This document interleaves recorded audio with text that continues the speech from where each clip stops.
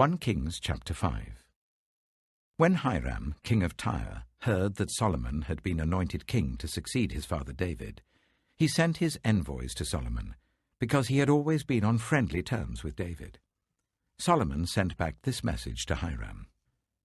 You know that because of the wars waged against my father David from all sides, he could not build a temple for the name of the Lord his God until the Lord put his enemies under his feet. But now the Lord my God has given me rest on every side, and there is no adversary or disaster. I intend therefore to build a temple for the name of the Lord my God, as the Lord told my father David when he said, Your son, whom I will put on the throne in your place, will build the temple for my name. So give orders that cedars of Lebanon be cut for me. My men will work with yours, and I will pay you for your men whatever wages you set. You know that we have no one so skilled in felling timber as the Sidonians. When Hiram heard Solomon's message, he was greatly pleased, and said, Praise be to the Lord today, for he has given David a wise son to rule over this great nation. So Hiram sent word to Solomon, I have received the message you sent me, and will do all you want in providing the cedar and the juniper logs. My men will haul them down from Lebanon to the Mediterranean Sea, and I will float them as rafts by sea to the place you specify. There I will separate them, and you can take them away. And you are to grant my wish by providing food for my royal household. In this way, Hiram kept Solomon supplied with all the cedar and juniper logs he wanted, and Solomon gave Hiram 20,000 cores of wheat as food for his household, in addition to 20,000 baths of pressed olive oil. Solomon continued to do this for Hiram year after year. The Lord gave Solomon wisdom, just as he had promised him. There were peaceful relations between Hiram and Solomon, and the two of them made a treaty. King Solomon conscripted laborers from all Israel, 30,000 men. He sent them off to Lebanon in shifts of 10,000 a month, so that they spent 1 month in Lebanon and 2 months at home.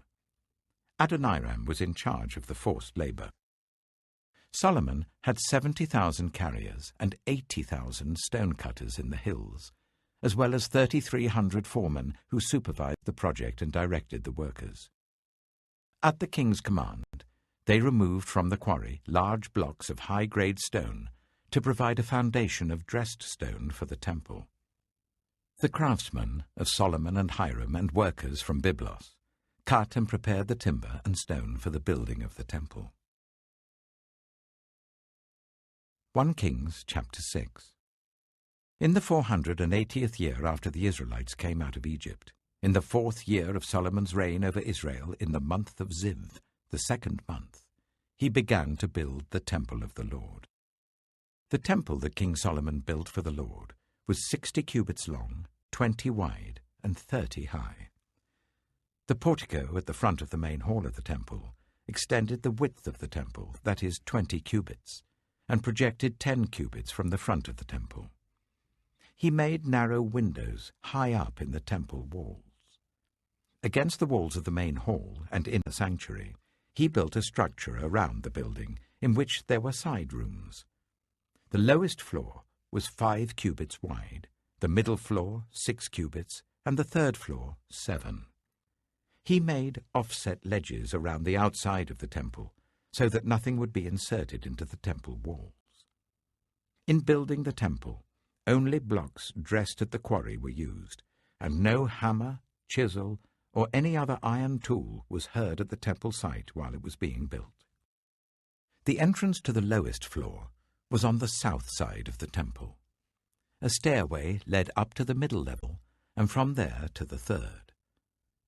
So he built the temple and completed it, roofing it with beams and cedar planks. And he built the side rooms all along the temple. The height of each was 5 cubits, and they were attached to the temple by beams of cedar.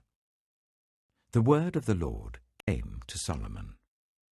As for this temple you are building, if you follow my decrees, observe my laws, and keep all my commands and obey them, I will fulfill through you the promise I gave to David your father, and I will live among the Israelites and will not abandon my people Israel." So Solomon built the temple and completed it. He lined its interior walls with cedar boards, paneling them from the floor of the temple to the ceiling, and covered the floor of the temple with planks of juniper. He partitioned off 20 cubits at the rear of the temple with cedar boards from floor to ceiling to form within the temple an inner sanctuary, the most holy place.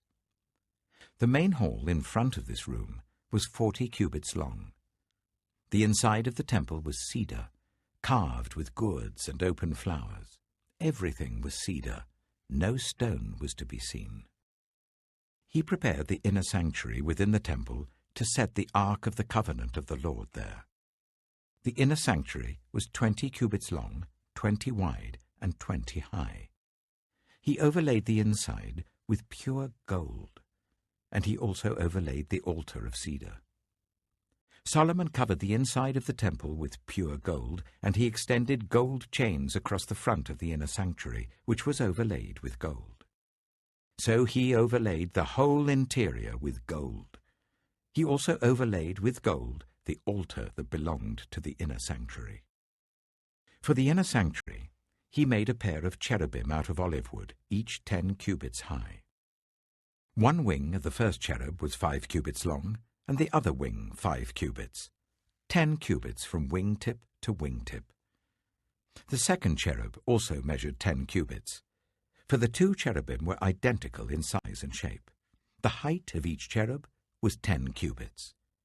He placed the cherubim inside the innermost room of the temple with their wings spread out. The wing of one cherub touched one wall, while the wing of the other touched the other wall, and their wings touched each other in the middle of the room. He overlaid the cherubim with gold.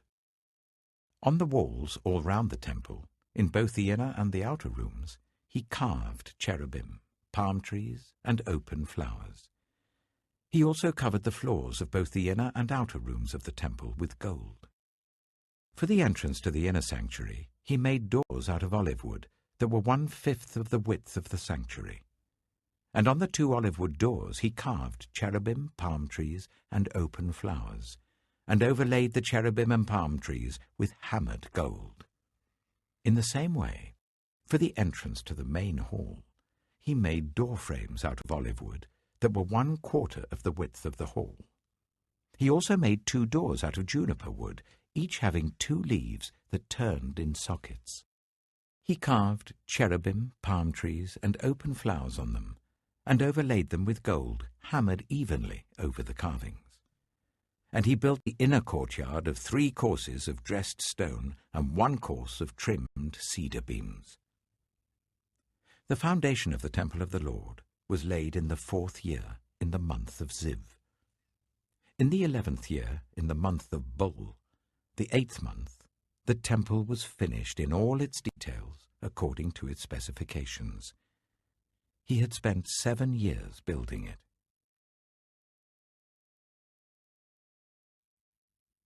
John chapter 15. I am the true vine, and my Father is the gardener. He cuts off every branch in me that bears no fruit, while every branch that does bear fruit he prunes, so that it will be even more fruitful. You are already clean because of the word I've spoken to you. Remain in me, as I also remain in you. No branch can bear fruit by itself. It must remain in the vine.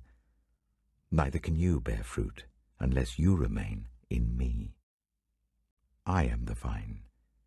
You are the branches. If you remain in me and I in you, you will bear much fruit. Apart from me, you can do nothing. If you do not remain in me, you are like a branch that is thrown away and withers. Such branches are picked up, thrown into the fire, and burned. If you remain in me, and my words remain in you, ask whatever you wish, and it will be done for you.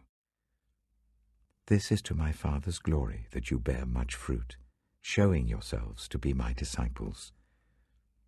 As the Father has loved me, so have I loved you. Now remain in my love.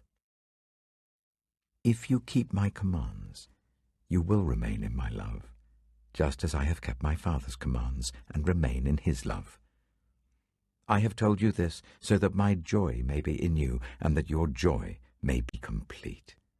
My command is this: love each other as I have loved you. Greater love has no one than this, to lay down one's life for one's friends.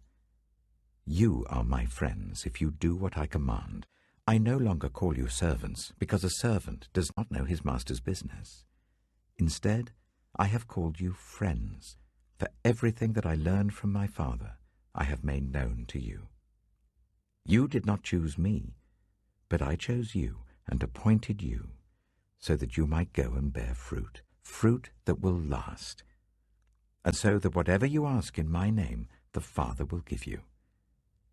This is my command: love each other. If the world hates you, keep in mind that it hated me first. If you belonged to the world, it would love you as its own. As it is, you do not belong to the world, but I have chosen you out of the world. That is why the world hates you. Remember what I told you: a servant is not greater than his master. If they persecuted me, they will persecute you also. If they obeyed my teaching, they will obey yours also. They will treat you this way because of my name, for they do not know the one who sent me. If I had not come and spoken to them, they would not be guilty of sin, but now they have no excuse for their sin. Whoever hates me hates my Father as well. If I had not done among them the works no one else did, they would not be guilty of sin. As it is, they have seen, and yet they have hated both me and my Father. But this is to fulfill what is written in their law: they hated me without reason. When the Advocate comes, whom I will send to you from the Father, the Spirit of truth who goes out from the Father, he will testify about me. And you also must testify, for you have been with me from the beginning.